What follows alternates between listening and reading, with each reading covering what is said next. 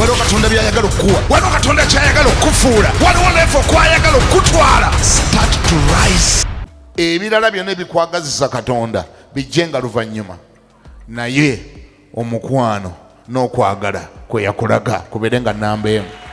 Bw'onookivugirawo n'okireka ku eyo level, kitegeeza bino ebirala oba biyanguye oba biruddewo, ogenda kusigala ng'omwagala.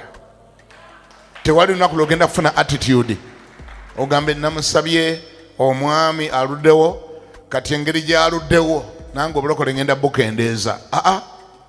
Bino ebirala bigenda kubeera nga nnyongereza.